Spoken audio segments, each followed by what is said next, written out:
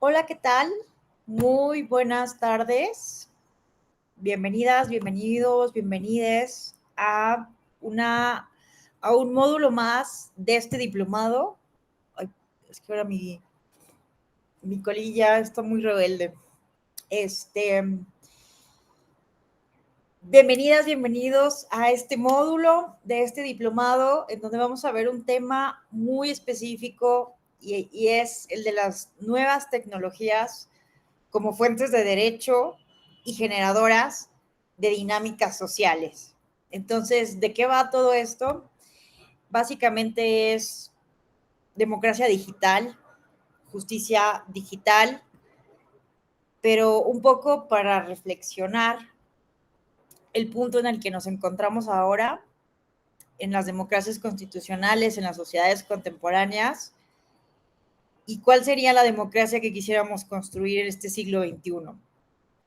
Un poco simplemente reflexionar en cuál es el papel de la tecnología en los regímenes políticos.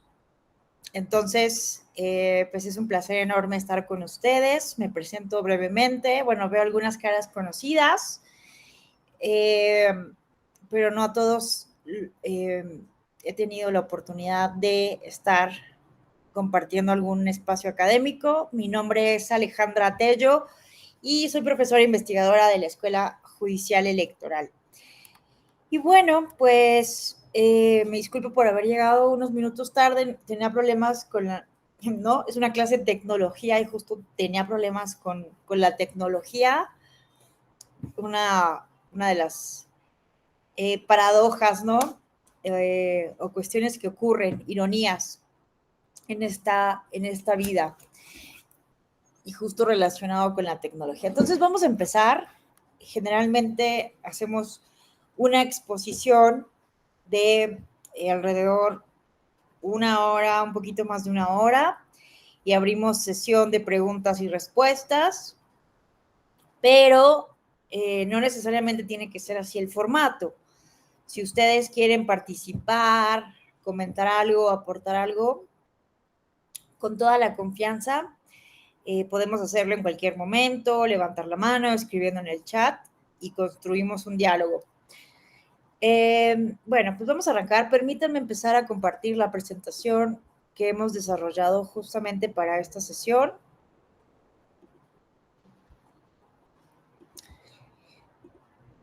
Bueno, vamos a arrancar ahora justo.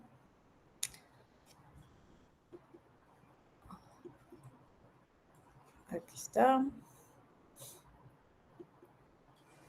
Listo.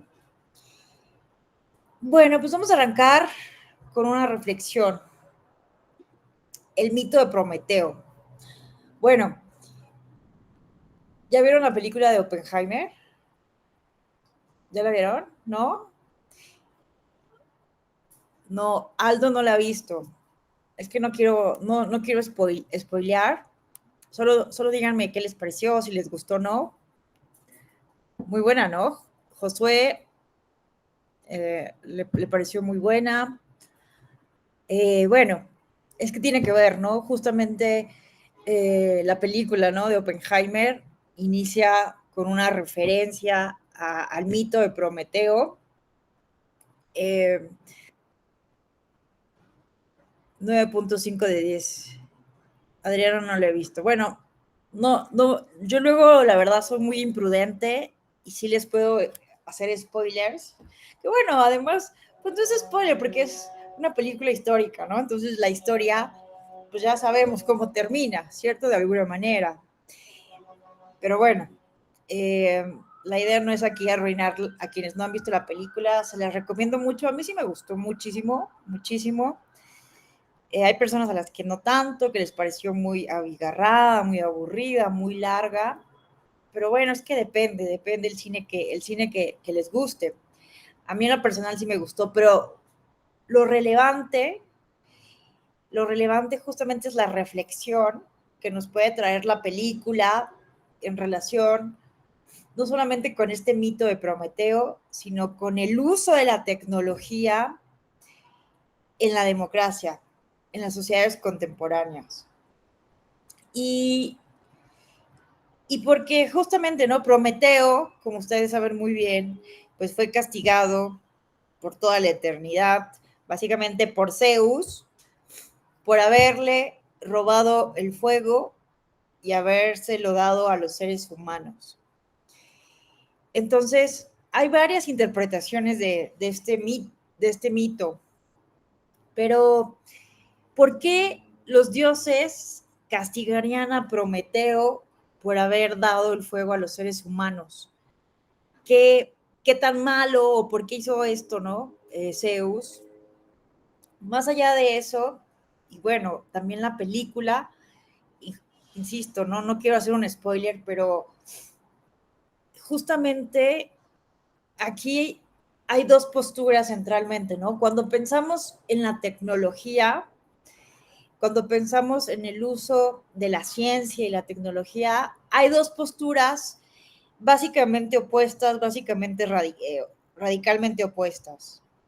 Hay quienes son amantes de la tecnología, eh, ¿cómo les llaman? Tecno, tecnooptimistas, por decirlo de alguna manera. Hay quienes la tecnología es lo máximo, tienen una fe ciega en la tecnología y pensamos, ¿no? Que la tecnología, la ciencia, la técnica va a resolver todos los problemas. Y por otro lado, en el otro extremo, en un continuum ideológico, están los tecnófobos, es decir, aquellas personas que tienen un pánico completo a la tecnología, que creen que, ¿no? Está como este rechazo permanente a las innovaciones tecnológicas, porque de alguna manera también sienten que es una ruptura con la tradición, con lo natural, con lo artesanal, hacerlo con la mano.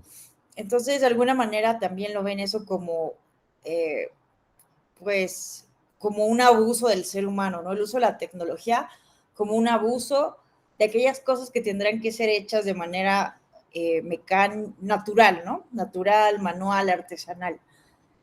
Entonces, bueno, tenemos esos dos extremos y me parece que es bien importante, pues sí poder ponerlas siempre las cosas en su justa dimensión. No sé, a ver ustedes qué opinan al respecto, porque me parece que la tecnología en sí misma, salvo su mejor opinión, no es en sí misma ni negativa ni positiva. O sea, creo que no podríamos calificarla como algo genial, hermoso en sí mismo y que nos va a... No podemos tampoco creer de manera ingenua que nos va a resolver los problemas los grandes problemas de la humanidad, pero tampoco podemos, ante este miedo, ante esta tecnofobia, eh, no usarla, no aprovecharla y descartar también las posibilidades que sí nos puede generar la tecnología. Entonces, bueno, sí hay que decirlo, que los seres humanos, pues sí tuvimos una época, evidentemente, de muchísima ingenuidad, y el siglo XX nos demostró con muchísima sangre, con muchas muertes, con grandes violaciones a los derechos humanos, lo peligroso que somos los seres humanos, ¿no? La propia naturaleza de los seres humanos. La tecnología es como un martillo, ¿no? Un martillo puede ser usado tanto como para poner una obra de arte, clavar, ¿no? Un clavo y colocar una gran obra de arte, pero al mismo tiempo podemos utilizar un martillo para descalabrar a alguien, como una arma, ¿cierto? Lo mismo ocurre con la tecnología. Y a mí me gustó mucho también la película de Oppenheimer, porque me recordó muchísimo unas cartas, una carta que leí hace muchos años cuando estaba estudiando ciencia política en la universidad, en una asignatura, en la materia de teoría política. Un profesor nos dio a leer una carta, una respuesta de Sigmund Freud a Albert Einstein. Eh, Imagínense que pues Albert Einstein pues estaba realmente preocupado por el destino de la humanidad, la manera en cómo los seres humanos estábamos utilizando la ciencia y la tecnología, creando armas de destrucción masiva, ¿no? ¿Por qué los seres humanos estábamos utilizando la ciencia, la tecnología y el conocimiento no para lograr disminuir las hambrunas, la pobreza, la desigualdad, sino para ir a la guerra, crear crear armas, ¿no? E incluso Einstein llegó a declarar que si a él hubieran dado a elegir, él hubiera preferido haber sido relojero y no científico. Y bueno, en la película no se trata de Einstein, sino de Oppenheimer, pero sale la reflexión de alguna manera. Bueno, ya no quiero contar más porque sí sería como spoiler. No les voy a decir qué dice Albert Einstein en la película para quienes no lo han visto. Véanla porque es interesante, ¿no? Este ensayo que nos presenta Christopher Nolan. Pero, o sea, vean qué fuerte reflexión, ¿no? Albert Einstein preocupadísimo, evidentemente. Eh, o sea, la película trata de eso, ¿no? De cómo se sentía, se sabe, ¿no? Que tuvo una gran culpa Oppenheimer, que fue evidentemente, le llamaron, ¿no? Como el padre de la bomba atómica. Imagínate que tu conocimiento, ¿no? Terminó en, en pues la destrucción de dos ciudades y que el día de hoy esas poblaciones siguen teniendo repercusiones por los efectos, pues, de la radiación, de todo lo que implica una bomba atómica, ¿cierto? Entonces, imagínense entonces que Albert Einstein le escribe una carta a Sigmund Freud. Bueno, esto no está en la película, ¿eh? No crean que estoy spoileando. Pero Albert Einstein le escribe una carta a Sigmund Freud y le pregunta, tú que eres experto en la psicología humana, tú que estás obsesionado con estudiar, pues sí, la mente, el comportamiento, las motivaciones de los seres humanos, quisiera preguntarte si hay algún camino para evitar que los seres humanos vayamos a la guerra. Si hay algún camino para evitar justamente que sigámonos matándonos los unos a los otros. Entonces, me parece fenomenal, bueno, muy interesante la respuesta que da Freud a Einstein, porque Freud le dice, sí, mira, lo que yo he podido observar, ¿no? Con mis estudios, psicoanálisis, mis teorías, mis pacientes, guacha guacha, lo que yo he podido justamente identificar es que el ser humano tiene dos básicas, ¿cómo se llama? ¿Cómo lo podemos decir? Motivaciones, Motivaciones, instintos, hay otra palabra. impulsos, Impulsos, por ahí va. Dos, otra palabra similar. Bueno, impulsos, vamos a llamarlo dos principales impulsos. El impulso, el eros y ya me acordé, pulsiones. El ser humano tiene dos principales pulsiones, el eros y el tánatos, es decir, la pulsión hacia la vida, hacia la creación, hacia lo erótico, hacia la creación, pero también el ser humano tiene el instinto de la destrucción, de la muerte, del caos, de la guerra. Y dice Freud, yo he identificado que efectivamente la cultura, la educación, las artes, los libros, la literatura, lo que hoy entendemos como civilización de alguna manera, sí ayuda, sí contribuye a disminuir la pulsión de la muerte, la pulsión del tánatos, efectivamente. Sin embargo, y aquí viene lo paradójico, aquí viene lo paradójico. Sin embargo, lo que he notado es que justamente en aquellos países... Hola Luis Fernando, ¿qué pasa? ¿Tu conexión de internet? ¿Desde dónde te quedaste?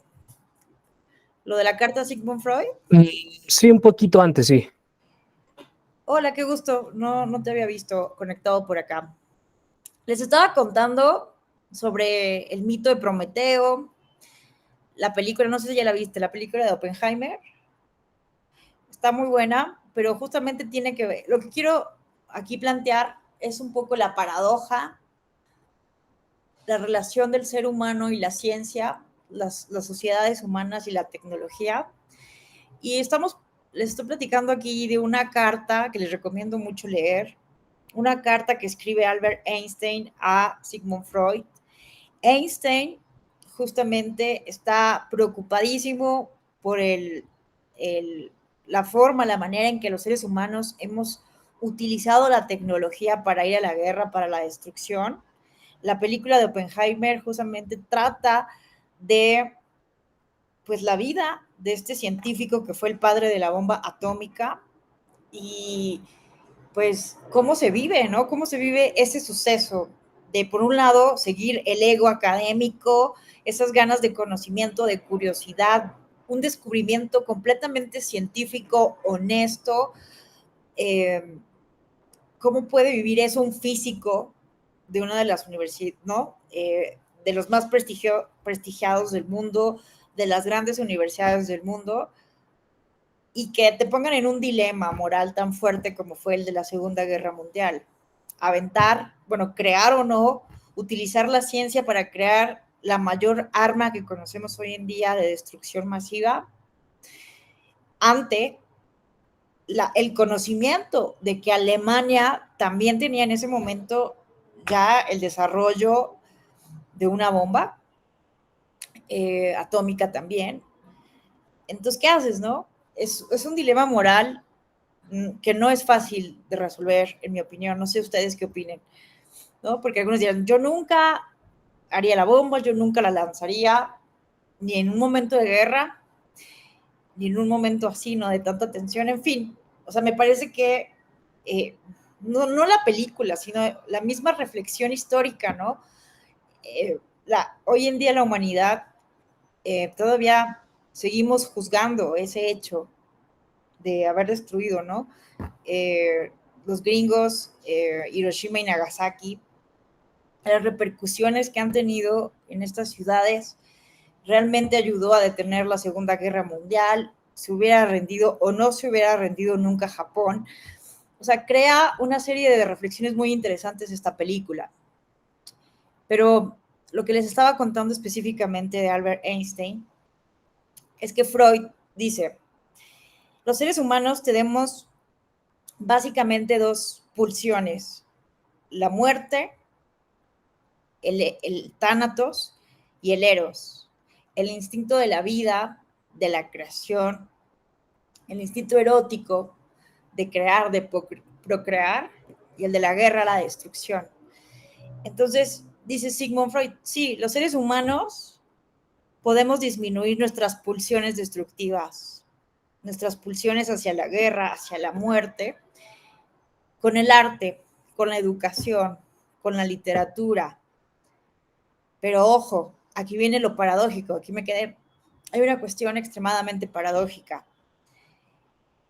Cuando empezamos a disminuir las pulsiones de la muerte con la literatura, con el arte y con la cultura, también disminuimos la pulsión de la vida. Y esto lo dijo Freud, o sea, a mí, yo no sé si sea verdad o no, pero a mí se me hace algo sumamente interesante.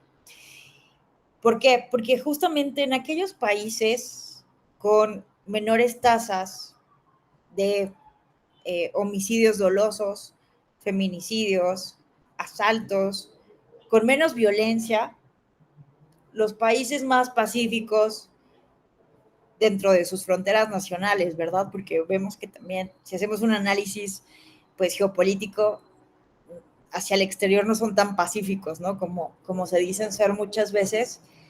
Pero dice Sigmund Freud que no es casualidad que los países más pacíficos hayan disminuido dramáticamente también su tasa de natalidad.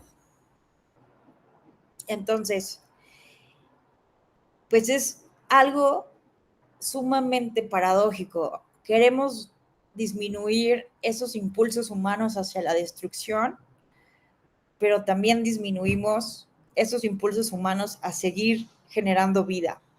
En fin, es algo interesante, es una reflexión que quiero poner aquí a su consideración, porque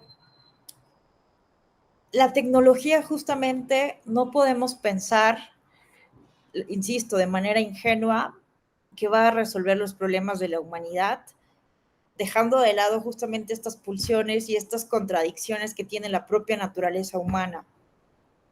Entonces, los seres humanos tuvimos una época fuertemente positivista, creíamos ciegamente en la ciencia, e insisto, ¿no? La Segunda Guerra Mundial, el Holocausto, la bomba atómica, el siglo XX fue como un despertar a esa ingenuidad que tuvimos los seres humanos. Y bueno, y toda la tensión de la Guerra Fría, etcétera, ¿no? O sea, fue como despertar de ese ensueño que se inaugura básicamente con el racionalismo, con la modernidad, con la ilustración, con el surgimiento incluso de la propia sociología. O sea, Augusto Comte creía, ¿no? El primer positivista, que en un momento dado los seres humanos íbamos a avanzar en los diferentes estadios, íbamos a dejar atrás ese estadio, esa primera etapa religiosa, ligada a la superstición, para entrar en un momento de gran madurez, racionalidad, y con la ciencia, con el conocimiento, íbamos a tener sociedades perfectas, ideales, paradisiacas.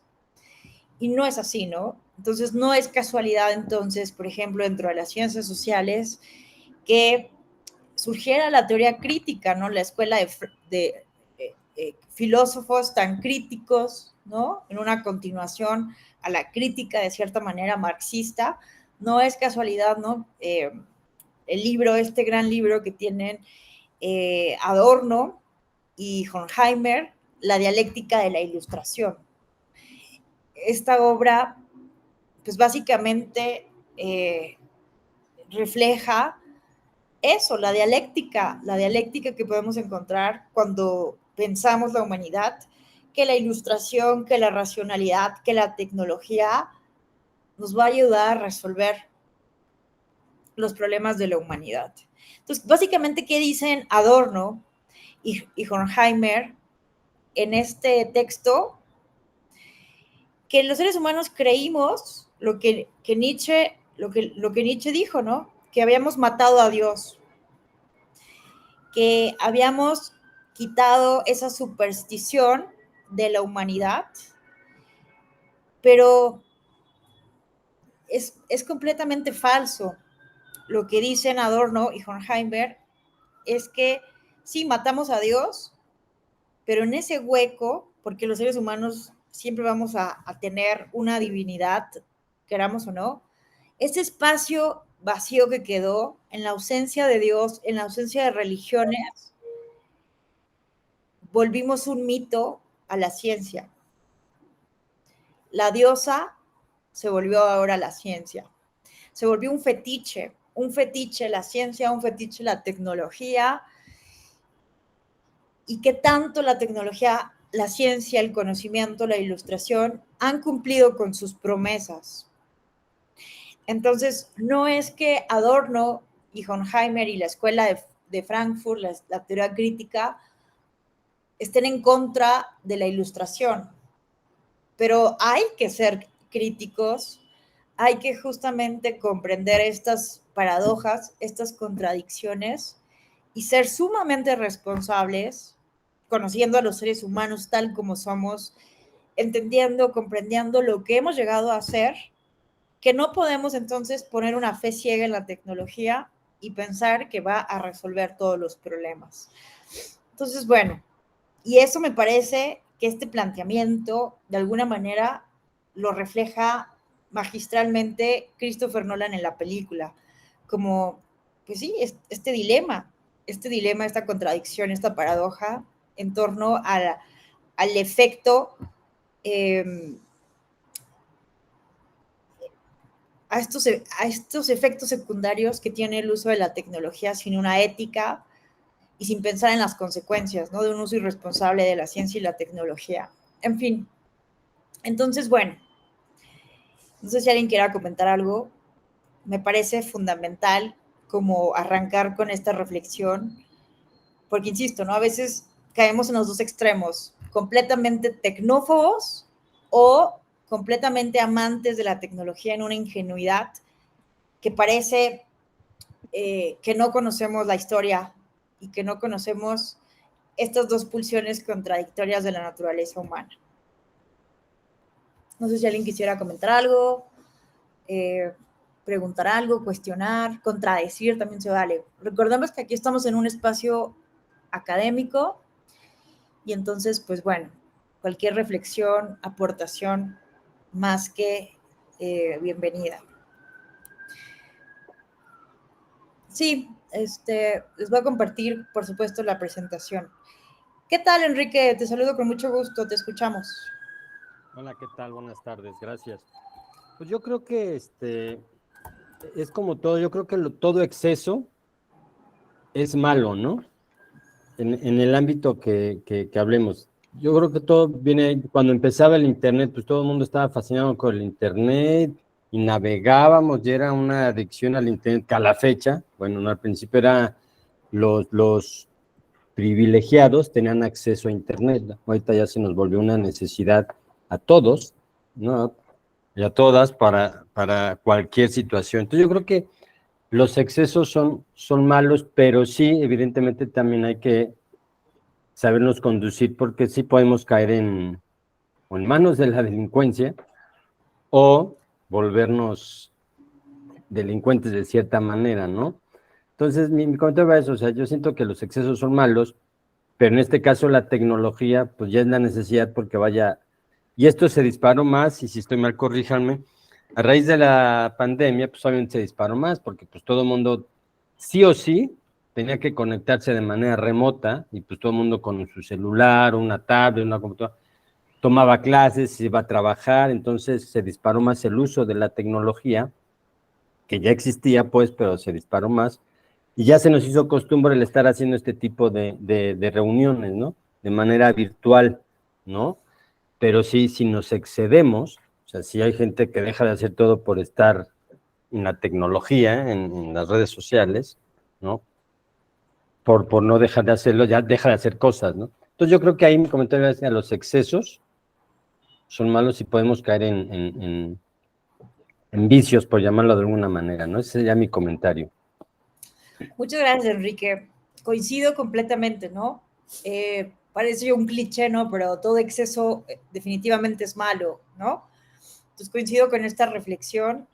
Entonces me parece que los estados contemporáneos, los estados constitucionales, sí deben ser prudentes en apostarle ciegamente a la tecnología. Hace unos días, la Comisión Electoral del Reino Unido, de Inglaterra, reportó que había sido víctima de un hackeo sumamente, ¿cómo calificarlo? ¿Cómo lo calificaron? Un, un hackeo realmente preocupante. Así lo reportó la Comisión Electoral de Inglaterra. Hace algún tiempo también el gobierno de Costa Rica sufrió diferentes hackeos para intentar manipular algunas decisiones gubernamentales. Entonces, sí, la tecnología definitivamente nos puede ayudar tanto de manera positiva para las democracias contemporáneas, pero también nos pueden poner en jaque. Entonces, hay que ser extremadamente cuidadosos, ¿no? En estas reflexiones. Bueno, es lo que vamos a tratar justamente de dimensionar a mí me parece que de eso se trata. Y Aristóteles lo dijo, ¿no? De poner las cosas en su justo medio, poner las cosas en su justa dimensión. En esta época de polarización, de radicalismos, me parece fundamental eso, tener un pensamiento crítico que nos permita poner las cosas en su justa dimensión, en el punto medio. A ver, vamos a escuchar a... tengo aquí la mano levantada de Luis Fernando y después Enrique. Buenas tardes, maestra Tello. La saludo con placer, con gusto. Pues sí, efectivamente, tenemos que salvaguardar muy bien a nuestra integridad para con el empleo de las nuevas tecnologías. Pues como soy politólogo y tuvimos que enfrentarnos a la dura prueba de utilizar el Zoom, de utilizar videoconferencias Telmex y hasta Google Meet y algunas plataformas de la universidad que yo estuve estudiando, se tienen que emplear todas esas tecnologías, obviamente con sus respectivos límites, con evitar los excesos, como lo comentó el compañero y todo esto. Pero también no hay que olvidar de que hay ciertas comunidades de nuestro país y del mundo que ni siquiera tienen red óptica para que les llegue el internet a sus hogares, porque desafortunadamente hay zonas escabrosas donde no se permite ni siquiera ingresar un coche para tratar de instalar una torre de redes móviles para que puedan también conectarse a un teléfono o que se les llegue la red óptica para la conexión de internet. Y efectivamente, la tecnología ha revolucionado demasiado en nuestra vida cotidiana y en el desarrollo del país, pero también todo por la tecnología está en exceso. Por ejemplo, la inteligencia artificial.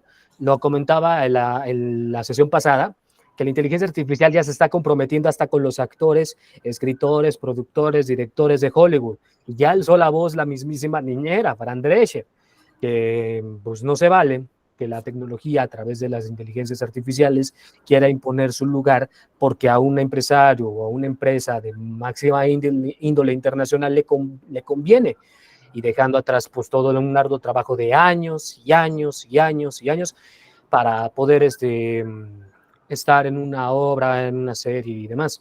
Así que, en resumidas cuentas, la tecnología debe de tener cierto interés para quien lo quiera establecer, siempre y cuando se aplique de la manera más apropiada, de una manera responsable, una manera correcta para que no lleguemos a tales extremos.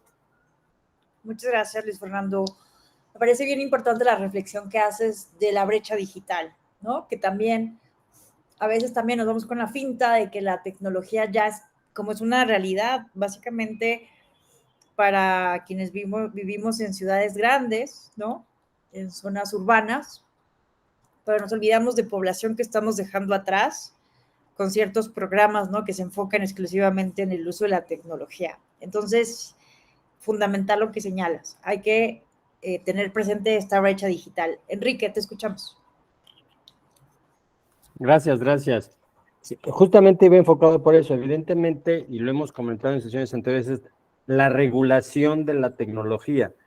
Y aquí en la regulación entran justamente las áreas en las que no hay tecnología, ¿no? O sea, se tendría que ser muy, muy específico en donde ya la hay, cómo regular, y en este caso en la materia electoral, que luego muchas veces se abusa en redes sociales para estar haciendo propaganda, que son actos anticipados de campaña, pero dicen que no son actos anticipados de campaña, pero se abusa. Entonces, sí ser muy precisos y regular, ¿no? O sea, independientemente de que existan las leyes electorales, pero yo creo que deberían enfocarnos un poquito más a las redes sociales en ese aspecto. Y bueno, y dentro de estas reglas es, en esa brecha digital, como comentaba el compañero, pues también agregarlas y anexarlas, ¿no?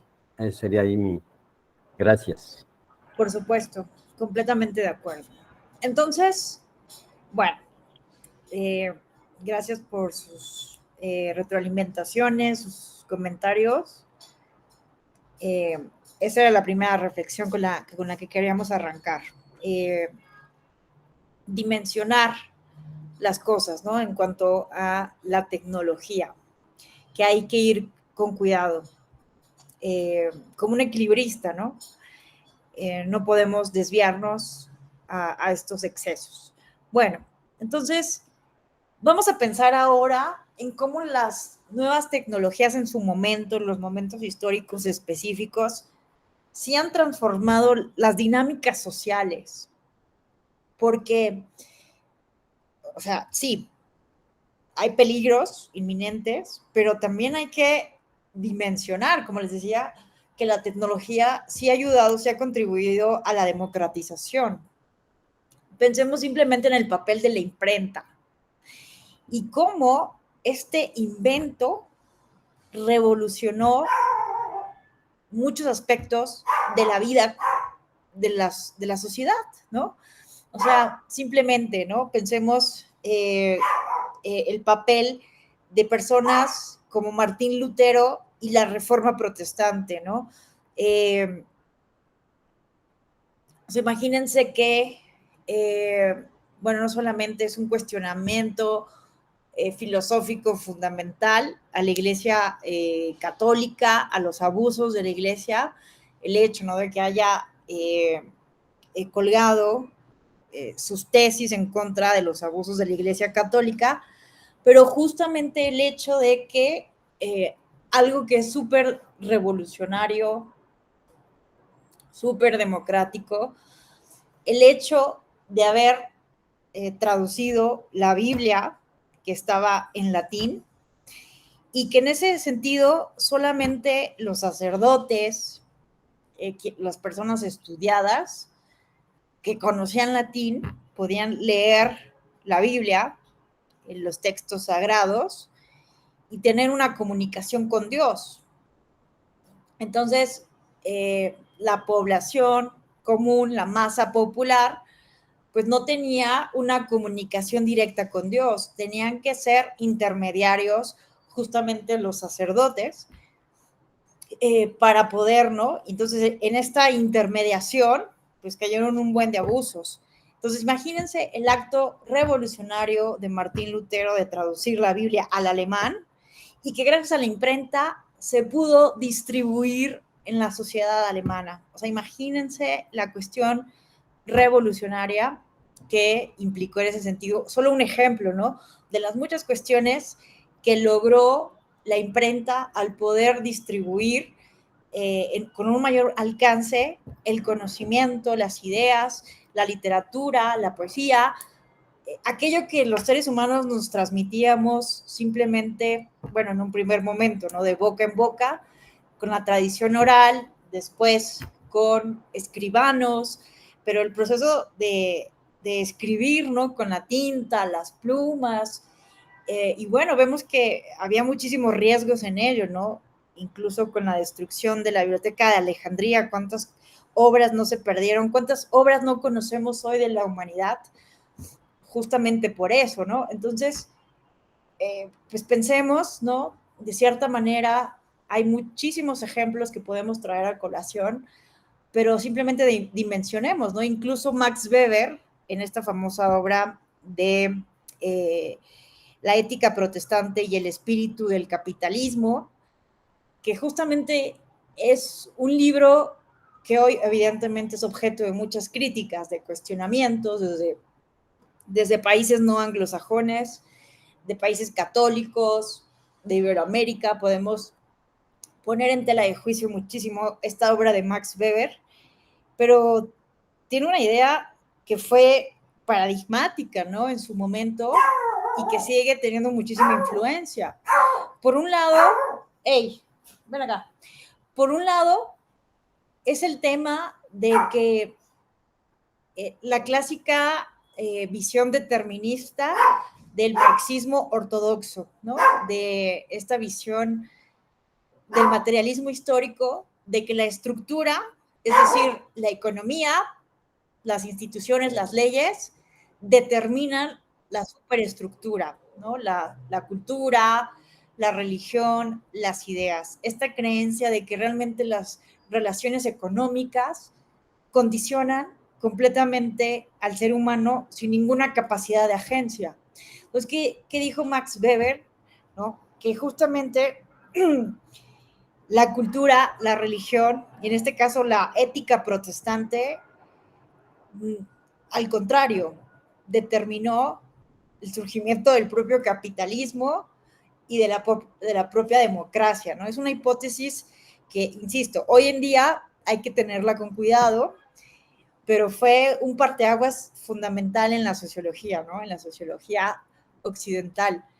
Entonces, bueno, este simplemente es un ejemplo, ¿no? De que podemos hablar incluso, ¿no? De la aceleración de entrada de una reforma protestante, de una revolución desde el punto de vista religioso. La imprenta contribuyó muchísimo a esto con la distribución de la Biblia en alemán, pero incluso, ¿no?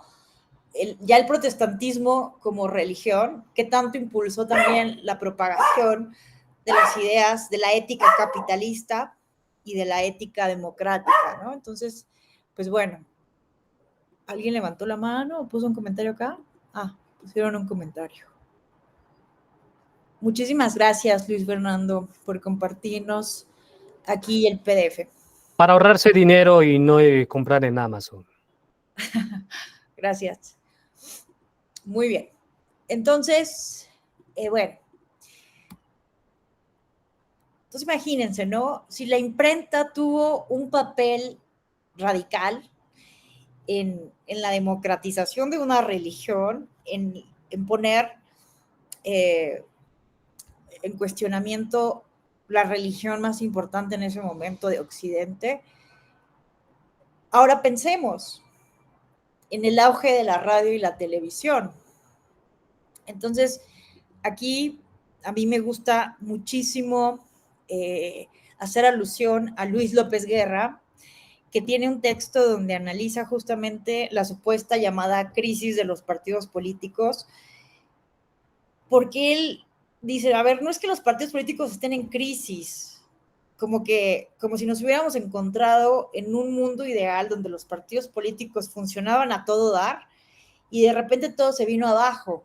A ver, tenemos que cambiar la reflexión y debemos comprender esto, lo dice Luis López Guerra, a partir de la necesidad comunicativa y cómo la tecnología relacionada con las comunicaciones, pues sí transforma las dinámicas sociales. En este caso, pues el propio surgimiento del partido político de masas y después del declive de este partido político de masas. Porque pensemos en esto, ¿no? Pensemos en cómo se va, en un primer momento, por ejemplo, los partidos políticos eran organizaciones muy débiles, estructuralmente muy débiles, eran los partidos políticos de cuadros, en donde, por ejemplo, en el Parlamento inglés, pues había una lógica clientelar muy clara y solamente votaban las personas ricas, las personas que pagaban impuestos, porque era una democracia censitaria. Nos dice este dato Adam Przeworski en su obra ¿Por qué tomarse la molestia de hacer elecciones? Nos dice que básicamente van a transcurrir 150 años desde la primera ola democrática, con la Revolución Francesa, con la independencia de las 13 colonias de Norteamérica, con los antecedentes del parlamentarismo inglés, aproximadamente 150 años, hasta que se reconoce en las democracias del mundo el sufragio universal. Entonces dimensionemos esto. La democracia era censitaria, solo votaban unos cuantos. Los primeros partidos políticos no tenían una necesidad comunicativa tan importante como la tenemos hoy en día. Y entonces, ¿qué pasa? ¿Cómo se transforma la dinámica de los partidos políticos? Imagínense esto con el reconocimiento del sufragio universal. O sea, imagínense que de un día para otro, bueno, no fue de un día para otro, eso también hay que tenerlo claro. El reconocimiento del sufragio universal, primero masculino y después femenino, pues fue producto de una gran serie de luchas, de una transformación también ontológica, ¿no? Una concepción sobre la igualdad de los seres humanos y el derecho pues, que tenemos todas las personas de poder participar políticamente en nuestras comunidades políticas. Y esto lo explica maravillosamente Robert Dahl que aquí tengo el libro, no es porque lo tenía planeado para esta clase, pero aquí está este libro, La democracia y sus críticos, porque aquí les recomiendo muchísimo leer el capítulo, ¿qué es? El capítulo 9, que habla sobre el problema de la inclusión. Me parece magnífico cómo lo trata Robert Dahl, porque justamente, ya me perdí lo que les estaba diciendo, perdónenme, porque Robert Dahl lo que nos dice en este problema de la inclusión es que, bueno, ahorita me acuerdo de Robert Dahl, pero estaba con Adam Przeworski antes. Adam Przeworski nos dice esto, ¿no? Tardamos más de 150 años en el reconocimiento del sufragio. Ah, ya me acordé de Robert Dahl, perdónenme, ¿eh? Gracias por su paciencia. Robert Dahl nos dice, ay, Dios mío, no puedo, ¿para qué hice esta pausa? Creo que es que saben que ayer me dormí a las 3 de la mañana terminando No un se texto. preocupe, maestra Tello. Usted tómese su tiempo, no hay ningún Gracias. inconveniente. Es que la verdad estoy desvelada porque ayer me dormí a las 3 de la mañana cumpliendo un deadline, un texto, que justamente por eso tengo este libro aquí. Ya me acordé. Dice Robert Dahl algo fundamental. ¿Por qué debemos de ser sociedades inclusivas? ¿Por qué una democracia, aunque voten todas las personas mayores de 18 años, mujeres y hombres, no va a ser una auténtica democracia si no hay inclusión? Si las mujeres, las personas indígenas, las personas con discapacidad, esas personas que históricamente han estado excluidas del demos, de la toma de decisiones, ¿por qué no es una auténtica democracia? Porque, de acuerdo con el principio categórico de la igualdad, todas las personas que estamos sujetas por la ley del Estado, tendríamos que tener derecho a opinar, a cambiar esas normas. Porque de lo contrario, no estamos siendo ciudadanas, sino que estamos siendo súbditos, ¿no? Entonces, imagínense, ¿no? Tardamos más de 150 años en reconocer el sufragio universal. Y todo esto fue obviamente producto de luchas, de un cambio también en el mundo de las ideas. O sea, imagínense, Aristóteles, el paradigma aristotélico, que pues básicamente prevaleció durante toda la Edad Media, justificaba el animal político, es decir, que algunos por naturaleza mandaban y otros obedecían. Justificaban los antiguos la esclavitud, la desigualdad natural de los seres humanos. Entonces, bueno, tardamos muchísimos años en reconocer el sufragio universal, que todas las personas pudieran participar. Y entonces imagínense que los primeros partidos políticos pues ya tenían un sistema para más o menos tener los votos de sus clientes en el Parlamento inglés con las democracias censitarias, y de repente, ¡zas!, reconocemos el sufragio universal. Se necesita, evidentemente, aquí hay una necesidad comunicativa. Necesitamos ir a educar a esos nuevos ciudadanos. Y para no romantizarlo, necesitamos ir a ganar el voto de la nueva ciudadanía. Entonces, ¿qué empezó a desarrollarse? Una forma de hacer política, una forma de hacer campañas. En ese momento todavía no se hacían las campañas en radio y televisión, y cómo las hacían era una política cara a cara, ir a tocar a las puertas. Se necesitaba el partido político de masas con una militancia comprometida, una militancia activa, que justamente fuera a educar a esa ciudadanía. Se necesitaba presupuesto, se necesitaba pagarle a esas personas para que trabajaran para el partido político. Empezaron a hacer periódicos educativos y era otra lógica. Entonces, evidentemente, hoy en día que todo eso se transforma, y en un primer momento, por el auge de la radio y la televisión, imagínense que de un momento a otro, pues los partidos políticos se dan cuenta que ya no es necesario ir a tocar puerta por puerta, hacer tantos mítines, sino que con un spot, componer un discurso político podían llegar a una cantidad mucho más amplia de audiencias. Entonces, esto nos dice Luis López Guerra. La tecnología, el avance de la tecnología en materia de comunicación, pues ha venido transformando la dinámica de los partidos políticos. Entonces, pues bueno, esto también pues genera, ¿no? Ciertas reflexiones. Simplemente pensemos de dónde vienen las regulaciones que tenemos hoy en día. Su servidora, generalmente soy muy crítica con la regulación que tenemos hoy en día en materia de nuestro modelo de comunicación política, porque me parece anacrónico ya, me parece que el legislador no está al día, el legislador no tiene normas electorales que vayan acorde con la realidad tecnológica que vivimos hoy en día.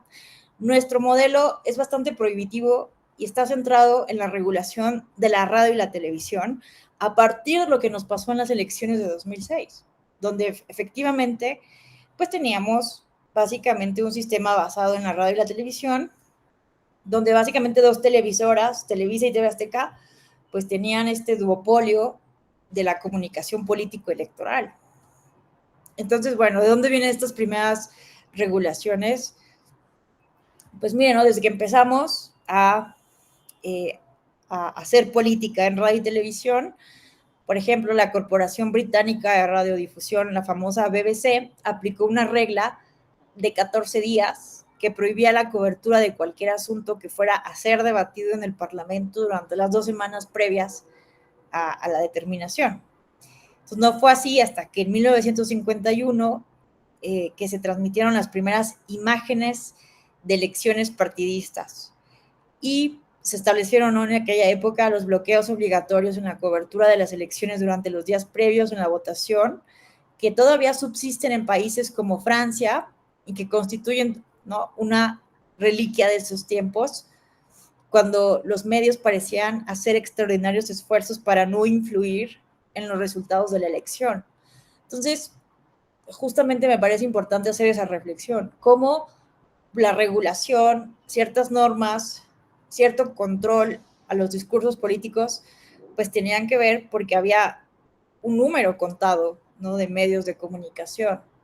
Pero ¿qué pasa hoy en día con las redes sociales, en donde cualquier persona, básicamente desde cualquier lugar del mundo, siempre recordando, insisto, la brecha digital, y que ha sido una reflexión importante incluso para no anular elecciones en el Tribunal Electoral, ahorita hablamos de ello, pero es una reflexión importantísima, porque hoy en día cualquier persona, y esto lo criticó muchísimo Humberto Eco, ¿no? Ya cualquier tonto tiene oportunidad de decir cualquier cosa y de ser escuchado con las redes sociales. Yo no tengo esa opinión tan radical, ¿no?, como Humberto Eco, pero hoy en día cualquier persona podemos abrir una cuenta anónima o con nuestro nombre y crear contenidos, sean falsos, verdaderos, manipulantes. Obviamente ya estamos implementando reglas para no permitir discursos de odio, discursos violentos. En la normativa electoral, la jurisprudencia electoral, pues ha ido justamente desarrollando esto. Pero, ¿qué sentido hace, no?, ciertas prohibiciones en nuestra normativa ya cuando tenemos una revolución digital, ¿no? Bueno, entonces, bueno, incluso, ¿no?, pensando, ¿no?, en el auge después de la segunda mitad del siglo XX, ¿no?, cuando empiezan las campañas a ser televisadas, los primeros debates, ¿no? Entonces, no sé si han tenido oportunidad de ver este famoso debate entre Nixon y Kennedy. No lo vamos a ver, evidentemente, pero fue algo que fue un parteaguas en la comunicación política. O sea, esto no había así como causado tanto revuelo antes en las democracias contemporáneas. I'm Quincy Howe of ABC News saying good evening from New York, where the two major candidates for President of the United States are about to engage in their fourth radio-television discussion of the present campaign. Tonight, these men will confine that discussion to foreign policy. Good evening. Bueno, no, ya no lo voy a dejar más porque no está con subtítulos, pero bueno, si tienen oportunidad, después véanlo porque fue algo histórico. Bueno, entonces, bueno, me parece en ese sentido importante también ver cómo hemos cambiado la forma de hacer campañas electorales con la tecnología, ¿no? Lo que les decía un poco con los partidos políticos también. Pero bueno, también lo podemos dimensionar en la antigua Roma. Pues los romanos, es una regla, ¿no? Si hay elecciones, hay campañas. Y las campañas electorales, la comunicación, pues se va transformando con la tecnología. Y bueno, aquí tenemos el ejemplo clásico, ¿no? De un candidato. ¿Por qué se llaman candidatos? Porque en la antigua Roma, en esos momentos de república, donde había elección de ciertas magistraturas, llevaban una cándida, una toga blanca, y de ahí la palabra candidato, ¿no? Se ponía una toga blanca para distinguirse como los candidatos, era blanca para distinguir justamente la pureza de las personas, la confiabilidad, la honorabilidad. Iban caminando por las plazas públicas, iban con una persona que se llamaba el nomenclator, y estas personas pues le soplaban al oído el nombre de las personas más importantes, de los ciudadanos más importantes, para que el candidato les hablara con su nombre.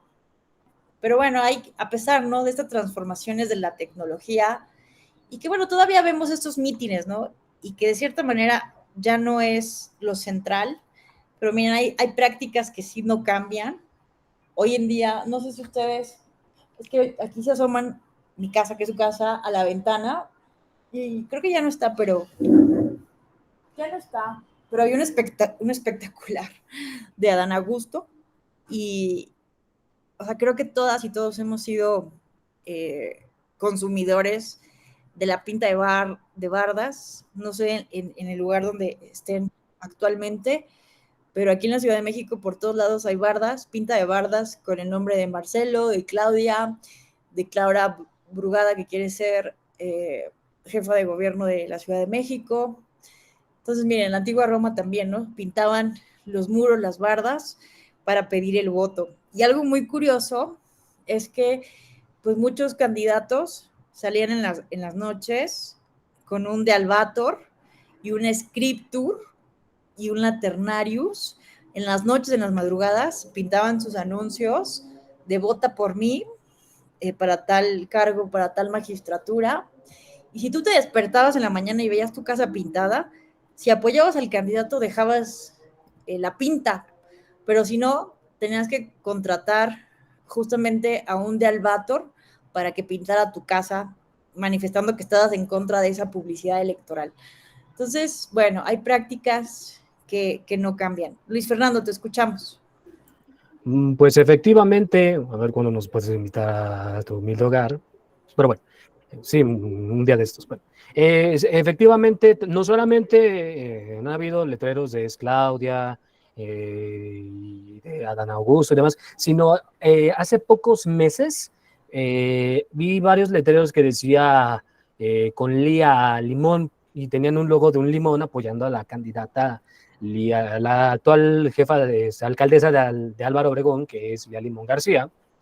Y también últimamente, como yo considero, yo soy de los que pinta que se evidencie, pues se debe de dar una sanción, un escarmiento, porque lo están haciendo fuera de los periodos electorales. O sea, yo estoy a favor de que se hagan las alianzas y todo eso, pero lo que tampoco estoy a favor es de que se promocionen antes de tiempo. Es decir, no digamos cirugía hasta no tener el bisturí, el escalpelo, los forceps, las pinzas, las tijeras para proceder con la misma cirugía. No sabemos si se tienen pues medidas precautorias o escarmientos de parte del árbitro, y todavía queriendo la coalición de Morena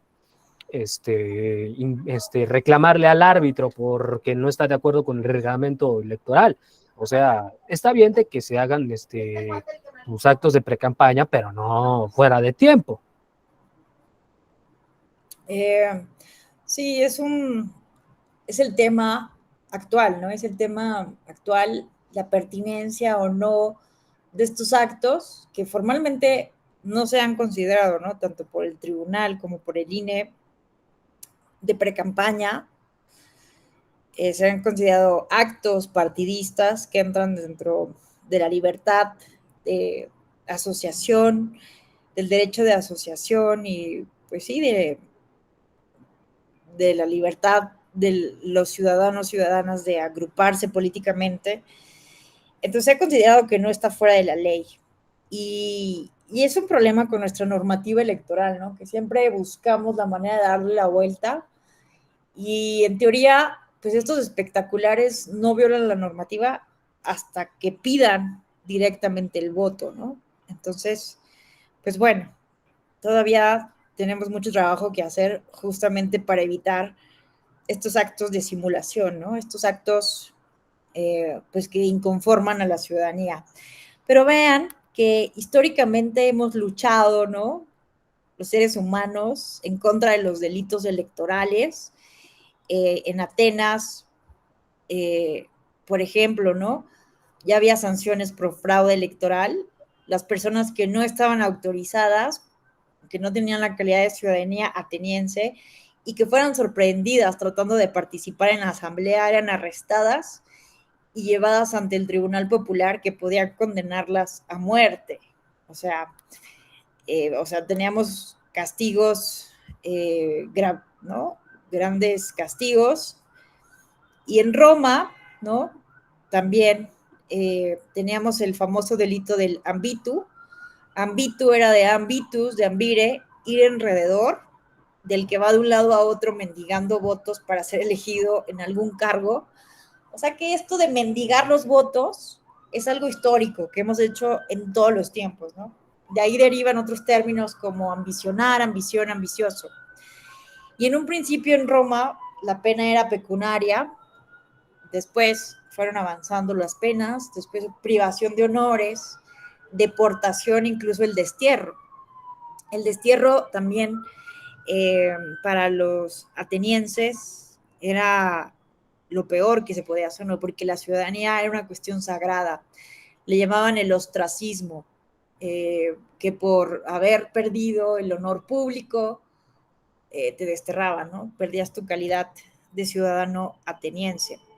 Entonces, bueno, pues sí, hay que tener en cuenta, ¿no? Que los seres humanos, desde que hablamos de campañas electorales, hemos cometido fraudes electorales, violaciones a la norma, y que bueno, las dinámicas sociales sí se van modificando también con la tecnología. Y bueno, vámonos a pensar ya en el mundo contemporáneo, cuál es la relación entre la tecnología y los procesos electorales. Bueno, pues por ejemplo la OEA tiene un manual, un texto muy interesante. Aquí les pongo el link, ahorita les comparto la presentación, pero justamente es un documento que se llama Tecnologías aplicadas al ciclo electoral de la Organización de los Estados Americanos. Y básicamente a veces cuando hablamos del uso de la tecnología en los procesos electorales nos vamos con la finta del voto electrónico, ¿no? La urna electrónica o el voto por internet, que también a veces hablamos del voto por internet y la urna electrónica como si fuera lo mismo. Y hay una gran diferencia, ¿no? No es lo mismo garantizar la seguridad de un proceso electoral, de una urna electrónica que no está conectada a la nube, que no está conectada a internet, que el voto por internet, que puede ser hackeado en cualquier momento, ¿no? Y por eso asociaciones como la Red en Defensa de los Derechos Digitales aquí en México, pues se han manifestado históricamente en contra, en general de todo el voto electrónico, pero particularmente tienen un texto que recomiendo revisar de Vladimir Chorny, que cuestionan definitivamente el voto por internet, porque si bien podemos implementar muchos candados de seguridad, lo que ellos argumentan es que puede ser en todo momento hackeable, porque todo sistema es hackeable. puede ser intervenido todo el sistema. Pretender que un sistema es 100% confiable es caer en la ingenuidad, como les decía. Entonces, hay muchas organizaciones que están en contra por eso del voto por internet, porque incluso ellos sostienen, eso sí ya no estoy yo tan segura, de que en caso hay algunos tipos de hackeos que son y no detectables. Entonces, que bueno, la seguridad de la soberanía popular puede llegar en un momento dado a ponerse en riesgo. Bueno, obviamente hay muchísimos protocolos de seguridad que se siguen hoy en día en las democracias que utilizan el voto por internet y que dan cierto grado de confiabilidad, pero pretender tener la certeza absoluta es algo complejo, ¿no? Es algo complejo en las democracias contemporáneas. Pero bueno, generalmente pensamos que solamente el voto electrónico es la tecnología electoral, pero miren que lo que nos dice, por ejemplo, la OEA es que en cada una de las etapas del ciclo electoral se puede implementar una gran cantidad de herramientas tecnológicas que nos pueden ayudar a resolver una gran cantidad de problemas. Entonces, aquí está el tema. Antes de la pandemia, en el Tribunal Electoral tenemos una feria internacional del libro. Antes de la pandemia hicimos una en la sala superior del Tribunal Electoral y organizamos una serie de talleres. Y uno de esos talleres fue sobre voto electrónico. Tuve la oportunidad de coordinar ese taller y fue una experiencia realmente interesante porque buscamos a personas expertas, buscamos justamente eso, ¿no? Tecnófobos que estaban completamente en contra del voto electrónico, como la red en defensa de los derechos digitales, pero también de los mayores apologistas del voto electrónico. Entonces se puso el debate realmente bueno.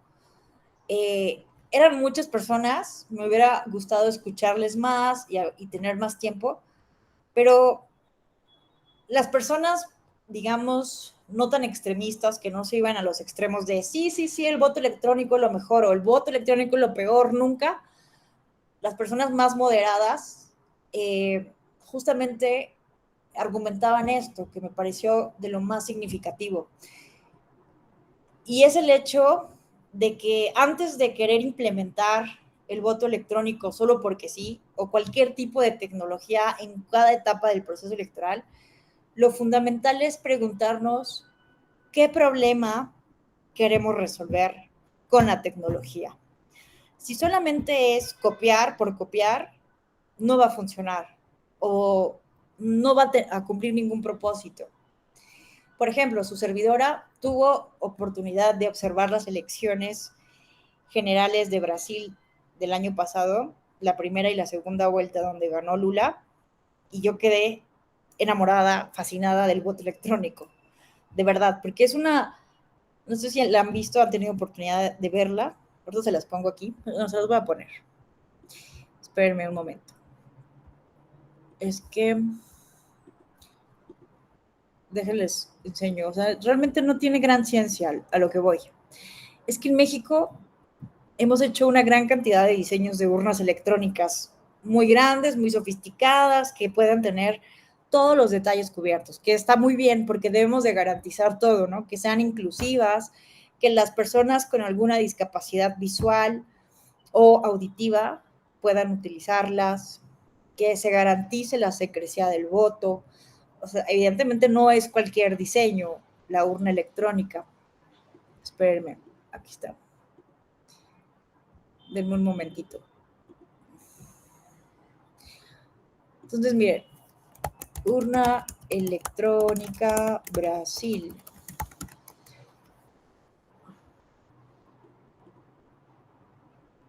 Miren, o sea, Bolsonaro por eso tuvo mucho éxito metiendo un discurso de desconfianza en la urna electrónica brasileña, porque decía Bolsonaro, está horrible, es una tecnología de los 60, o sea, parece esto que se hizo en los 60, 70, parece vean esto, parece una calculadora de esas de contadores que se hicieron en los años 40, ¿no?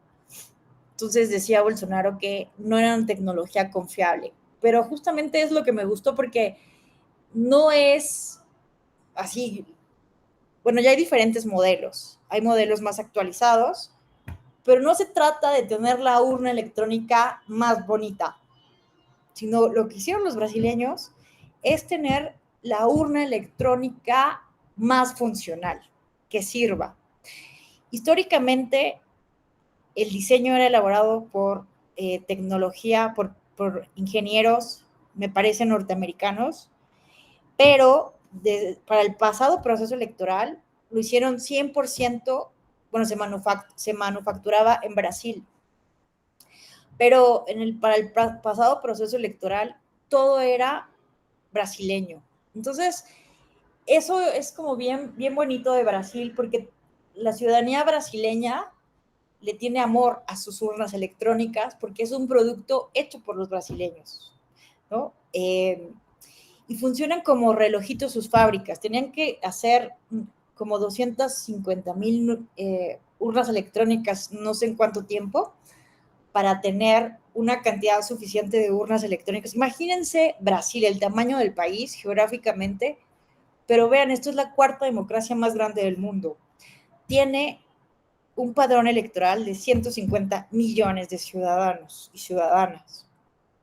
Entonces, imagínense, tenían que hacer 250,000 urnas electrónicas en un periodo de tiempo muy cortito y como reloj. Entonces, compañeros que eran los expertos del voto electrónico de la OEA, maravillados, ¿no? Maravillados con... funcionaban como un reloj suizo, ¿no? La fabricación de estas urnas electrónicas, y funcionan. Y no tienen que ser estéticamente, ¿no? ¡Ay, qué bonitas! Y funcionan. Y tienen una gran cantidad de protocolos. Evidentemente también esto es importante saberlo.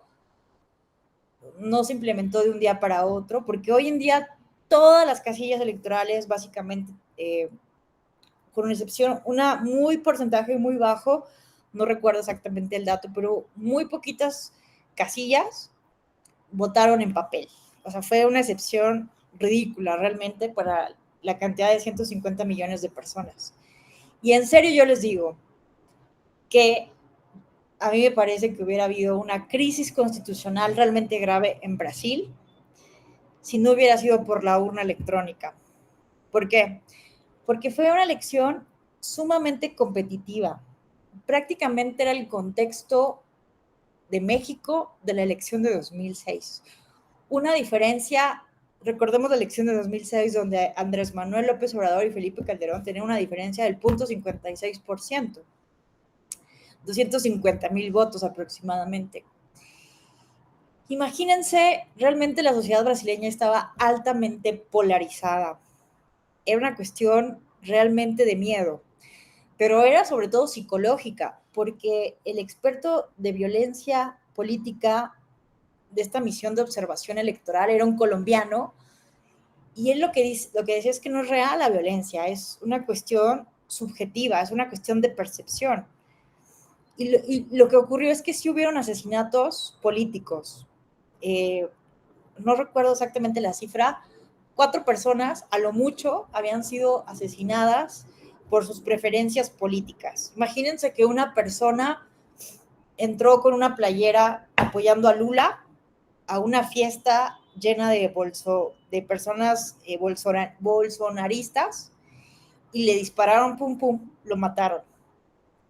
Entonces fue un caso, uno entre 150 millones de electores.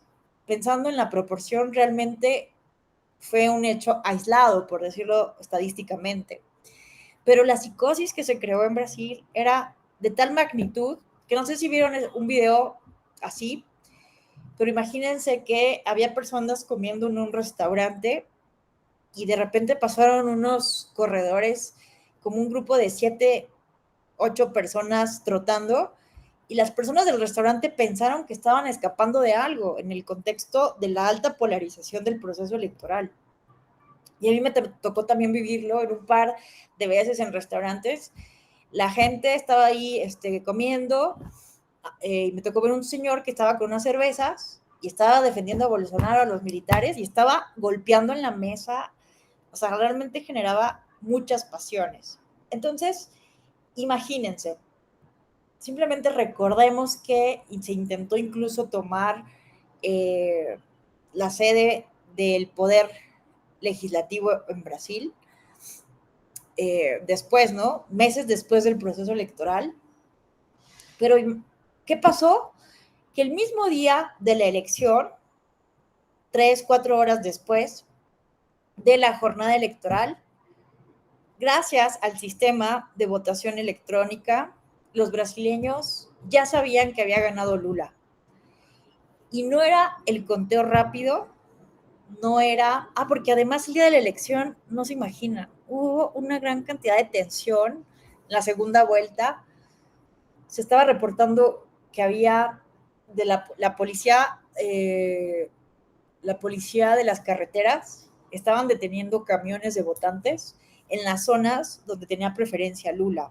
Entonces estaba denunciando que había un plan orquestado por Bolsonaro, porque había videos, ustedes los buscan, los googlean, había personas, policías federales, bueno, policías rodoviarios les llaman, se subían a los autobuses de votantes que en las zonas rurales iban en camiones a votar, y porque esa es una política, no era acarreo de votos, sino porque, fíjense esto, está muy interesante, en Brasil el voto es obligatorio, y a pesar de eso hay un abstencionismo de alrededor del 20%. 20% a pesar de que es obligatorio y que te acarrea multas y te acarrea problemas administrativos, burocráticos, 20% no fueron a votar. Aunado al ambiente de tensión, de polarización, de desencanto con la política, de esta visión de violencia política, que era más una psicosis que algo real. Entonces, fíjense estos datos que son muy interesantes. La gente prefería pagar la multa para no ir a votar que pagar el transporte público. Entonces, hubo una política para permitir, la ley electoral de Brasil sostiene que el día de las elecciones el transporte público debe ser gratuito, pero se hizo un acuerdo, se lanzó un acuerdo del Tribunal Supremo Electoral para que también fuera gratuito el transporte privado en aquellos municipios que así lo acordaran. Se hizo un problema con esto. Pero entonces, imagínense que había camiones de votantes, de transporte público que llevaban a los votantes y que no se considera acarreo, sino justamente para promover el voto y no promover el abstencionismo, y que esos camiones estaban siendo detenidos por la Policía Federal. Y la policía federal pues estaba al mando evidentemente de Bolsonaro, el presidente de la República en ese momento. Entonces había videos donde subían los policías diciendo no voten, no vayan a votar por Lula. Un poco el discurso que los mercadólogos, los que se dedican al marketing político lo han propagado muy bien, ¿no? De que aquí en México tuvo mucho éxito, ¿no? De Andrés Manuel, es un peligro para México. Pues ese discurso se ha propagado en toda América Latina, ¿no? Que la izquierda es un peligro, que el comunismo, que el socialismo. Entonces, todo lo que huele un poquito a izquierda, ¿no? Con Lula lo mismo, no voten por Lula, porque con Lula vamos a irnos al comunismo, retroceso, la economía va a fallar. Un policía federal deteniendo los camiones. Entonces, había una paranoia de que una gran cantidad de personas no habían ido a votar en aquellos estados donde tenía mayor preferencia Lula. Un claro fraude, ¿no? Electoral, así. Entonces, fue algo así como de mucha tensión, pero que el presidente del Tribunal Superior de Brasil supo manejar súper bien. Alexandre de Moraes es el presidente del Tribunal Supremo Electoral de Brasil y es una persona que fue abogado de las favelas. Entonces, imagínense lo aguerrido, lo guerrero que es, y se le puso al tú por tú a la Policía Federal, inmediatamente los mandó llamar al Tribunal Superior Electoral, se reunieron ahí, aclárenme qué está pasando, detengan esos operativos. Se argumentaba que esos operativos eran para agarrar a las personas que van en camiones con dinero en efectivo, millones de reales, que es la moneda brasileña, para comprar el voto. Se argumentaba eso, ¿no? Entonces, a ver, no. Deténganme esos operativos y denme los datos. Ninguna persona no votó por esa política de la Policía Federal. O sea, realmente la reacción de la autoridad electoral fue impecable. Y algo que es irrelevante en Brasil es que, pues, la autoridad administrativa está unida con la autoridad jurisdiccional y además con la autoridad penal electoral. Imagínense que en México tuviéramos una sola institución, en una sola institución, al Tribunal Electoral del Poder Judicial de la Federación, al INE y a la FEPADE, que hoy se llama FICEL. Es realmente un monstruo para administrar 50 millones de votantes. Bueno, que no hay tribunales regionales y también una justicia electoral local con jueces electorales, así como hay jueces civiles, jueces familiares. En Brasil hay jueces electorales, ¿no? que trabajan así a nivel local. Pero es un monstruo de institución. Pero imagínense, en ese contexto de paranoia, de violencia política, donde la gente tenía miedo de decir sus preferencias electorales porque te podían matar, esa era la creencia. Si yo digo que apoyo a Bolsonaro o a Lula, me matan. Era una percepción, y hay estadísticas, no recuerdo exactamente la relación, pero era algo así, de 4 de cada 6 votantes tiene pánico de manifestar sus creencias políticas. Y en ese contexto, en donde además Bolsonaro metió una serie de discursos de desinformación que propagó en Telegram, en TikTok, en WhatsApp, en Twitter, por todo, en YouTube, y que el Tribunal Superior Electoral de Brasil ha sido cuestionado por eso, porque sin estar regulado de manera previa, estaban criminalizando la desinformación. Bueno, no les quiero hacer la historia más larga, pero en ese contexto, donde la mitad de la población, porque básicamente está muy dividido, les digo, como en el contexto de la elección de 2006 en México, mitad de la población pro Bolsonaro, mitad de la población pro Lula, en ese contexto se dice que muchas personas no están votando, y además, imagínense esto, un día antes de la elección o 2 días antes, no recuerdo bien exactamente, sale una diputada bolsonarista con una pistola en un video en las calles de Brasilia, apuntando un arma a un hombre negro. Se hizo el escándalo, ¿no? El escándalo de, la violencia política está al borde en Brasil relacionada con los procesos electorales. Solamente esta diputada traía arma, que además no podía tener arma porque no pueden tener armas los candidatos. Traía un arma, entonces una persona se le acerca a decir, Lula, Lula, Lula, ¿no? Le empiezan a cuestionar porque ella traía una playera de Bolsonaro y es una diputada muy controversial porque tiene opiniones muy militares, muy pro armas, muy pro familia, ¿saben? Entonces una persona, que además una persona negra, se le pone ahí a cuestionar en la calle porque ella estaba haciendo campaña. Y bueno, ella se enfada, saca la pistola y le empieza a apuntar y lo va persiguiendo. Él se mete a un restaurante y ella va con la pistola, ¿no? Entonces imagínense, la psicosis estaba tremenda.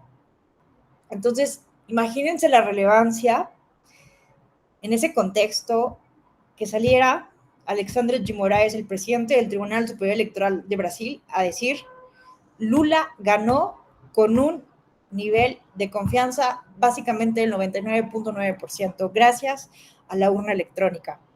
No era un conteo rápido, no era un resultado preliminar, eran los resultados definitivos. Y que además, cualquier persona que así lo considere puede auditar los resultados. Una cosa realmente bellísima, porque lo tenían bien planificado, y a pesar de esa campaña de desinformación, pues no hubo esa crisis constitucional que se esperaba. Y que yo les digo, una vez, incluso salió antes el presidente de Estados Unidos, Biden, sí era Biden ya, ¿no?, a felicitar a Lula antes de que saliera, con los resultados que ya se tenían oficiales, que eran públicos, porque uno podía tener en la aplicación y ver, ¿no? ¿Cuál es el resultado? ¿Cómo se van computando los votos que iban llegando? Y que al principio iba ganando Bolsonaro, y ya más o menos cuando estaba como por el 70% de los votos computados, se cambia la tendencia, y salió antes Biden a felicitar a Lula que el propio presidente del Tribunal Superior Electoral de Brasil, a decirlo, porque había un miedo realmente grande en Washington de que Bolsonaro siguiera la estrategia de Donald Trump. Y entonces eso era la instrucción, que los líderes mundiales prodemocráticos tenían que salir a felicitar a Lula y evitar, ¿no?, dar un contexto para que Bolsonaro quisiera hacer un golpe de Estado, porque esa era una tensión, un miedo, algo que decía, que pudiera haber un golpe de Estado. Entonces, miren cómo la tecnología, en mi opinión, en ese contexto, sí es fundamental, fue una pieza clave, porque no había lugar a dudas de que el sistema electoral, el voto electrónico era confiable, diferentes protocolos de seguridad que se hacen desde antes de la elección, cuando se inseminan las urnas, se invita a todos los actores políticos, auditores, hay muchos momentos, hay casillas de prueba, no, o sea, de verdad es muy complejo, pero muy cuidadoso el sistema electoral de Brasil.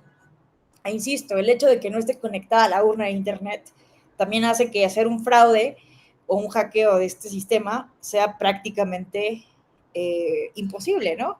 O sea, tendría que ser una cuestión realmente elaborada, muy complejo de hacer. En fin, entonces, bueno, eso con el tema brasileño. Vean que la tecnología, pues sí puede ser vital en un momento dado, ¿no? Tanto para propiciar, porque bueno, es que Brasil nos muestra justamente esto, lo paradójico, porque la tecnología tanto puede propiciar gran desinformación, manipulación. ¿Cómo es posible que la mitad de votantes en Brasil básicamente creyeran ciegamente en el discurso de Bolsonaro? ¿Cómo es posible, no?, que justamente se creen estas burbujas informativas donde nos vamos compartiendo con quienes piensan igual que nosotros la misma información o la misma desinformación o la misma manipulación, y que nos volvamos inmunes a ideas contrarias, que ideas, información, por más fidedigna que pueda parecer, se crea una clase de disonancia cognitiva tan grande que nos impida reconocer la verdad basada en hechos.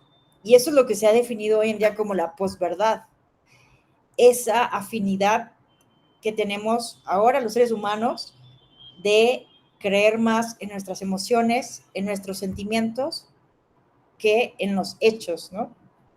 Entonces, creo que Brasil es una muestra clara de esa paradoja, de esa contradicción, pero que al mismo tiempo, ¿no?, la tecnología, la propagación tan rápida de la desinformación puede generar un ambiente de tanta polarización y desinformación, y que al mismo tiempo el voto electrónico y el uso de la tecnología, además de combatir la desinformación, porque yo les digo que sigan, por ejemplo, al Tribunal Superior Electoral de Brasil, tienen que seguirlo hoy mismo en TikTok. Tiene una cuenta realmente bella. Es más, se los voy a compartir aquí. Espérenme. Vean, o sea, vean TikTok, Tribunal Superior Electoral Brasil.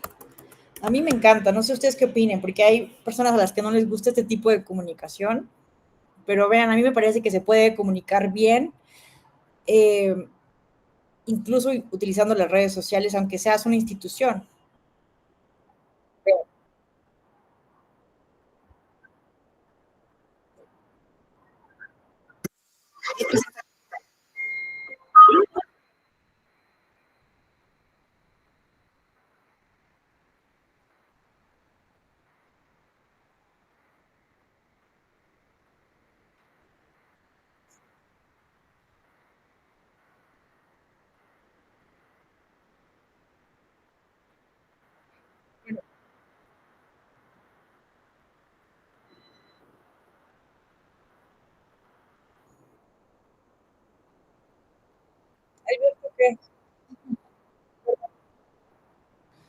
perdónenme, yo estaba poniendo otra cosa.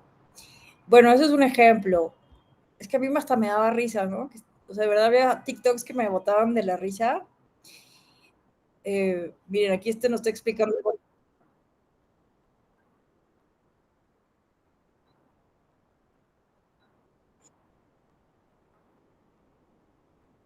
Bueno, no está tan gracioso, pero había unos, o sea, había un TikTok que decía, ¿qué hacer si alguien intenta comprar tu voto? Y sale alguien, ¿no? Correr, y se echa a correr, ¿no? Entonces, no sé, sigan esta cuenta. Ya sé que hay muchos intentos también en México de algunas autoridades electorales de comunicar así, pero creo que no lo han logrado tanto. O sea, es que de verdad se ganó un premio internacional el Tribunal Superior Electoral para combatir justamente la desinformación con tecnología.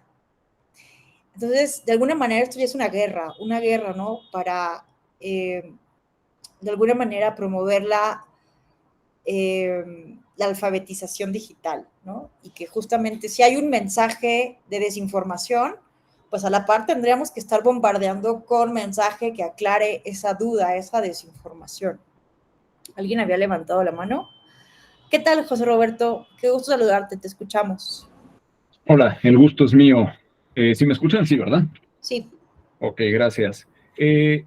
Mencionó hace un momento algo bastante interesante que tiene que ver con el tema de apelar a las emociones más allá de las razones en temas de comunicación política. Y es que creo que cuando llegamos a ese punto, estamos precisamente en el grado de perversión de la democracia que Aristóteles ya había precisado hace algunos siglos. Convertir la democracia en demagogia y a partir de ahí, pues el mismo pueblo, la misma sociedad, se canibaliza políticamente a sí misma, ¿no? Porque si yo prometo, por ejemplo, ahorita medio alcancé a leer que en el TikTok del Tribunal Superior Electoral de Brasil mencionaba cuestiones que eran prácticamente no éticas, que era prometer mucho y bueno, eso a la población le puede caer bien, pero pues no se logra consolidar las promesas, porque aunque se prometen cosas bonitas, no se prometen cosas asequibles. Creo que en ese sentido sí hemos caído en una situación demagógica por décadas, no es un tema reciente, que pues vamos a ver hasta dónde cae la situación, porque también se ha enarbolado y enaltecido tantísimo la democracia que pareciera que es la panacea de todo sistema político, cuando pues podemos ver en distintas partes del mundo y tal vez incluido México que no precisamente soluciona la situación política. Eso por un lado. Y por el otro, acerca de la inclusión tecnológica, creo que sí es muy delicado el tema porque también parte de la democracia es la confianza que se tiene hacia las instituciones electorales, los procedimientos, las metodologías y demás cuestiones que puedan garantizar un resultado electoral que refleje la voluntad del pueblo. Creo que más allá de insertar una tecnología muy apropiada para asegurar que la voluntad del pueblo se cumpla, también tendríamos en este sentido que enseñar cuáles son las bondades de las tecnologías y demostrar que estas son confiables, porque en caso de que no se hiciera en una sociedad altamente polarizada, también caería o se caería en el grave riesgo de que una elección, por muy confiable que haya sido y que efectivamente reflejara una mayoría de votos en un sentido o en otro, la deslegitimaran y que la poca confiabilidad de la misma decantara en un retroceso democrático. Hasta ahí sería mi intervención. Gracias. Qué interesante, José, lo que pones aquí en la discusión, que pareciera, ¿no? Que ya estamos años luz de los planteamientos de Aristóteles, de Platón, pero sí, ¿no? Justamente Platón y Aristóteles estaban muy en contra de la democracia por esta perversión de la que hablas, de caer en la demagogia o en esta tiranía de las mayorías. Y que justamente nos deben llevar a la reflexión de lo que dices muy claramente. Tenemos que tener en cuenta que la democracia, hacer el gobierno, digamos, de de cierta manera, ¿no?, de la mayoría, no garantiza que sea un gobierno perfecto, un gobierno técnicamente hablando perfecto, o que se tomen las mejores decisiones, que tengamos a las mejores personas gobernantes y que en ese sentido, ¿no?, esperemos candidatos o candidatas ilustres, éticos, ¿no? Entonces, pues sí, y la tecnología nos hace potencializar los posibles defectos de las democracias. Entonces, me parece muy pertinente la reflexión que pones aquí a colación. Muchísimas gracias. Híjoles, yo me pasé hablando.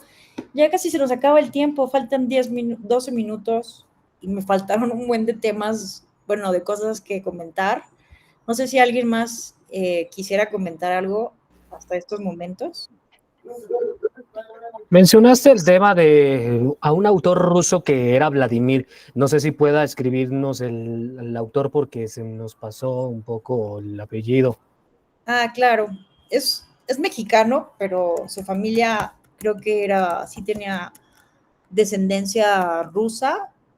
Se llama, es un colega mexicano, creo que ahora vive en Argentina, pero es mexicano, Vladimir Chorny, que él es investigador en colaboración con la Red en Defensa de los Derechos Digitales, y él hace este estudio sobre el voto en Internet y cuestiona, pues, la certeza que podemos tener en la seguridad informática de ese tipo de votaciones.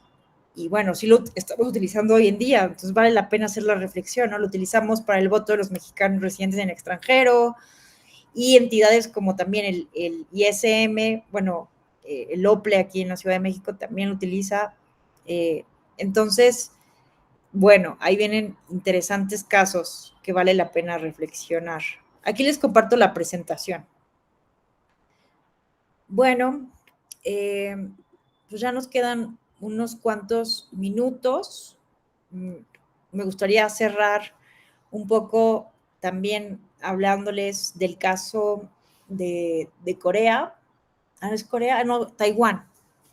Taiwán, de el movimiento Girasol, que me parece uno de los ejemplos, bueno, además de la primavera árabe, ¿no? Que bueno, la primavera árabe fue como el primer paradigma en donde entramos con este gran encanto con las redes sociales y su potencial revolucionario. Y bueno, ya hablamos de los peligros, de las consecuencias, pero recientemente, muy recientemente, en 2014, se dio este fenómeno en Taiwán. Pensemos en la cuestión política que vive Taiwán actualmente, que hoy en día no se le reconoce como un estado independiente. China sigue considerando a Taiwán como parte de su territorio, como una colonia china, pero Taiwán, la ciudadanía en Taiwán, se reconoce como un estado independiente. Entonces, bueno, imagínense que en 2014 se iba a firmar un tratado de libre comercio. Bueno, un tratado, bueno, no exactamente un tratado de libre comercio, sino un acuerdo comercial entre China y Taiwán que comprometía la independencia financiera de Taiwán frente a China. Y entonces, esto se había aprobado básicamente unilateralmente por el primer ministro en aquel momento y el partido del gobierno. Y justamente a partir de la tecnología se organizaron los jóvenes y salieron a las calles a protestar y se metieron a la sala del Parlamento y estuvieron ahí como por 40 días. Imagínense metidos en el Parlamento. Y esto fue como un parteaguas en Taiwán, porque a partir de ahí empezaron justamente a modificarse. No lograron frenar este acuerdo comercial, pero sí lograron hacer una conciencia política bien importante en Taiwán e introducir fuertemente la democracia digital. Entonces, hoy en día, básicamente tú puedes hacer cualquier procedimiento de manera digital, hay plataformas para interactuar directamente con los gobernantes. En fin, échenle un ojo. Les recomiendo mucho echarle un ojo a lo que han hecho en Taiwán los jóvenes y este movimiento Girasol, porque me parece que son ejemplos de buenas prácticas, de casos exitosos, donde sí se puede innovar en términos del régimen político y que pueden ayudar a democratizar la toma de decisiones en cualquier nivel. Entonces, sí, la tecnología puede hacernos intentar destruir el mundo, como claramente lo vimos en la película Oppenheimer y como sucedió, ¿no? En nuestra historia, pero también hay ejemplos notables en donde la tecnología puede innovar de manera positiva para la democracia. Les agradezco enormemente su atención. La verdad es que se me fue el tiempo rapidísimo. A lo mejor era mi concepción porque yo estaba hable y hable y hable. A lo mejor para ustedes se les hizo súper pesado, aburrido, pero les comparto la presentación. Ya saben que estoy a su disposición. Les dejo mi correo electrónico. Cualquier duda, comentario que quieran seguir intercambiando con una servidora, estoy a sus órdenes. marta.tellom@te.gov.mx. No sé si alguien más quisiera comentar algo, preguntar, cuestionar, aportar. Yo agradecer muchísimo, maestra Alejandra, muchas gracias. Como siempre es un placer que nos andamos encontrando por todas partes. Hola, ¿qué tal? Qué alegría, qué gusto. Gracias. Y además, bueno, sí, hacer el énfasis, y creo que retomaría lo que dijo al inicio de su increíble disertación. Hace falta el compromiso ciudadano desde las y los legisladores de involucrarse en este tema. Hoy es de verdad una necesidad imperiosa estar a la altura, quienes trabajamos en las instituciones públicas, estar a la altura de las necesidades, ¿no? de nuestras poblaciones, sobre todo en materia democrática. Hoy se hace política, es lo cierto, desde las redes. Hoy se construye democracia desde lo virtual, ¿no? Desde lo sociodigital. Y me parece que no han entendido muy bien nuestras legisladoras y legisladores la importancia de regular el derecho digital. Yo me iría desde esa mirada, los derechos humanos digitales. Sería cuanto, maestra. Muchas gracias. Creo que en eso versará el ensayo que presentaré al final de este diplomado. Gracias, maestra. Magnífico, qué gusto volver a saludarte y coincido. Me parece una gran reflexión para cerrar esta sesión. Muchísimas gracias, querida Norma. Luis Fernando, te escuchamos. Pues efectivamente, querida maestra Tello, y yo te sigo en redes sociales, en todas las redes sociales, pues una de las mejores que conozco y que vierte muy bien su opinión en cuestiones de género, desde aquella vez de que nos pudimos encontrar en el PAN CDMX por lo de violencia de género. A ver, sí, desde cuando hacemos una visita a su hogar, pero bueno. Efectivamente, este diplomado sí va a servir demasiado en el caso de la compañera Norma Elena Flores, de que ese ensayo va a enriquecer mucho los conocimientos y le digo, maestra Tello, no, absolutamente no nos aburre los comentarios, las exposiciones, muy al contrario, nos dan una reflexión, nos dan una pauta para que podamos nosotros tener la conciencia sumamente, digamos, de una manera consciente, valga la redundancia, porque efectivamente las redes sociales y toda la tecnología está evolucionando por completo. Y como lo repetí, lo mencioné en el comentario, hay que ser muy conscientes de lo que tenemos que hacer. Supongo que la información que nos proporcionó sí es muy enriquecedora, sí es muy increíble. Ahorita vengo de un modelo de Naciones Unidas aquí en San Lázaro de Acción Juvenil y pues las tecnologías ahorita han evolucionado por completo en cuanto al ejercicio de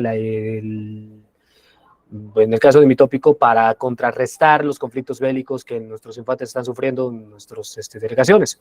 Y bueno, pues este curso va a ser muy, muy eficiente para quien lo quiera tomar y desde luego los cursos que la maestra Tello nos pueda compartir muy pronto, pues estamos a la entera disposición.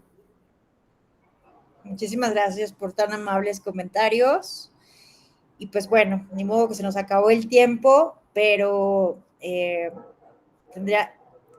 les deseo que terminen este diplomado con muchísimo éxito y ya saben, sigo yo a su entera disposición. Que tengan una excelente noche. Qué gusto. Hasta la próxima. Muchas gracias, hasta la próxima.